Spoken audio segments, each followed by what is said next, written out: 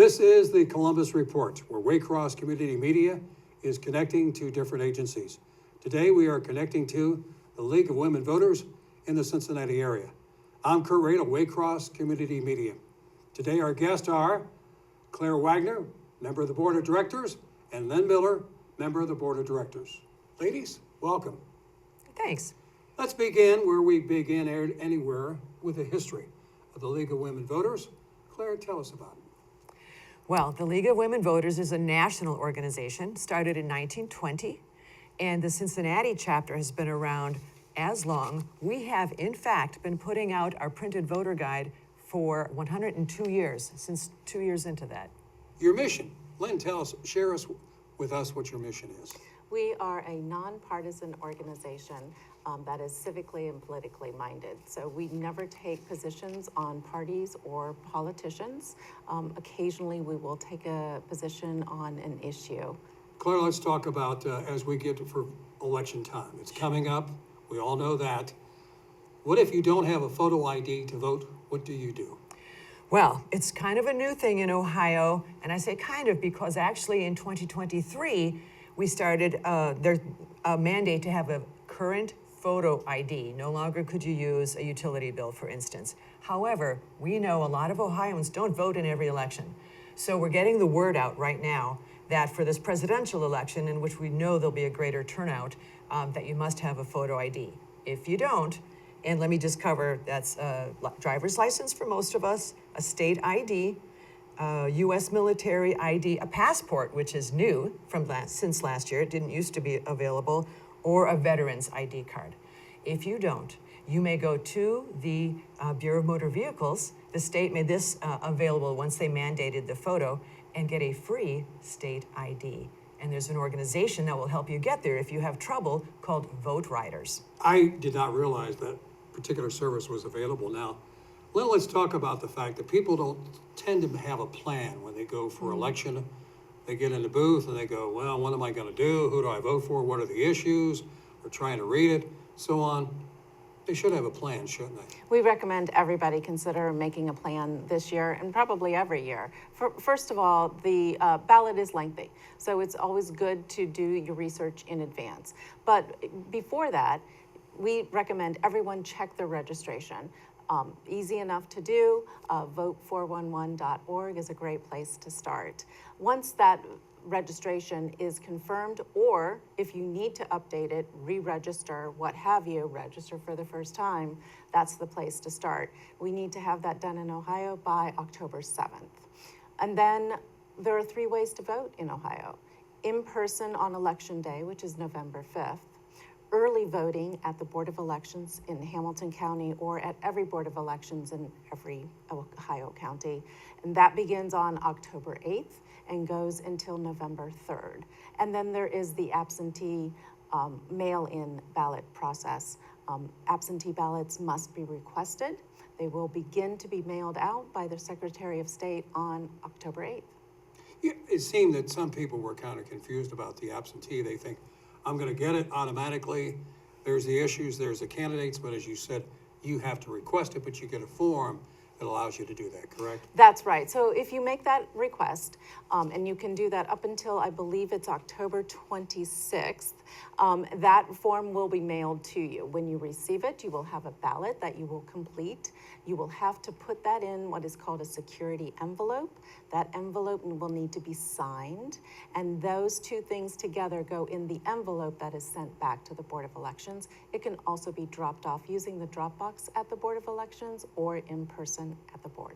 Now, this may be a dumb question, but what is a security envelope or secured envelope? You know, it's really a second envelope, but it does require some information, name, address, I believe, and most importantly, that signature.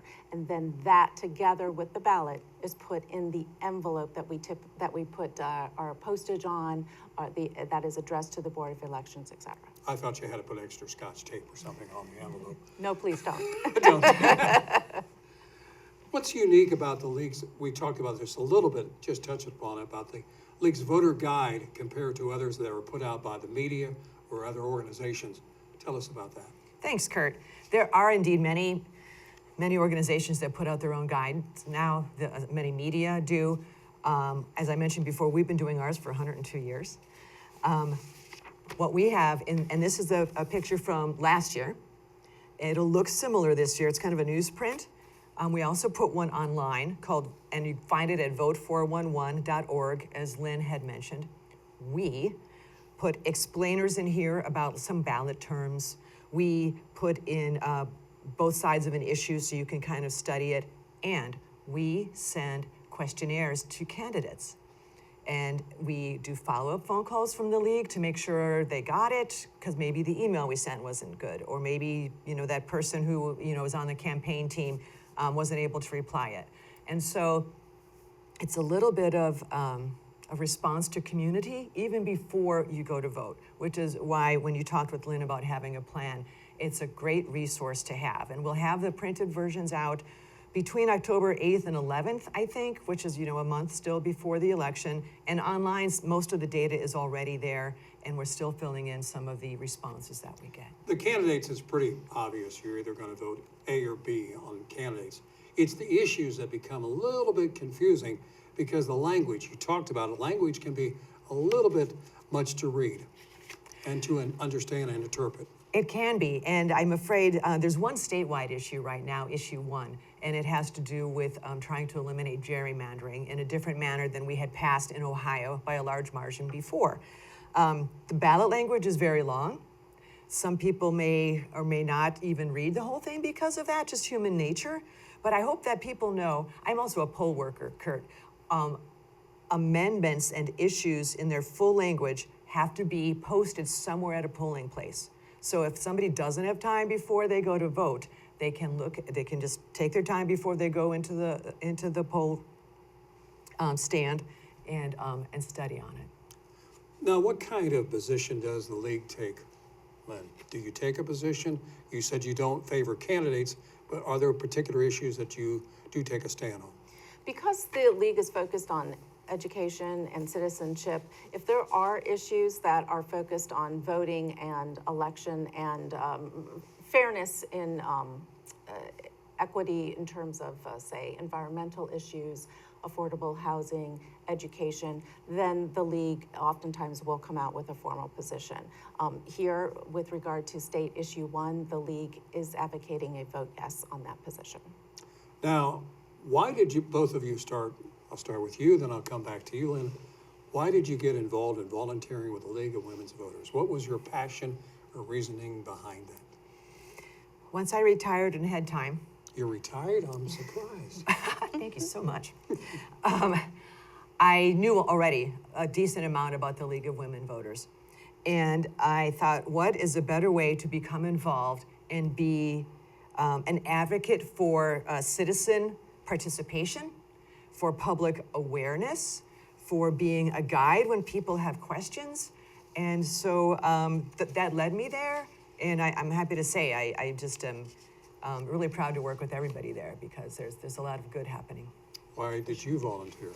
It was in the middle of the pandemic, so the summer of 2020. I was looking for something that I thought could have civic impact, even though we were all pretty shut down and the 2020 election was looming. So I did some research, decided that the league that was involved in politics but was not political would be a great vehicle for me to get involved in my community.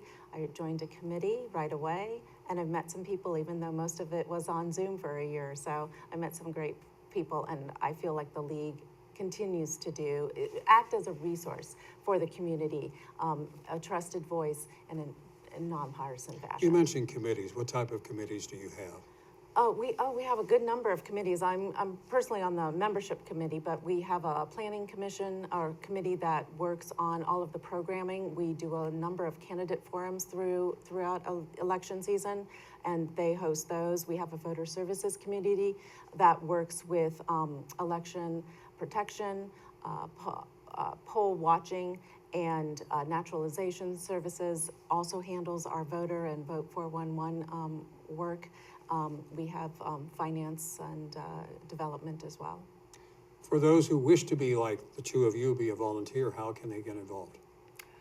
They can email info at lwvcincinnati.org, or go to our website, which is lwvcincinnati.org. Makes it pretty easy, doesn't it? Pretty easy. Well, the election is coming up. It's going to be a interesting election. Do we see numbers increasing? Do you see people interested in the election process?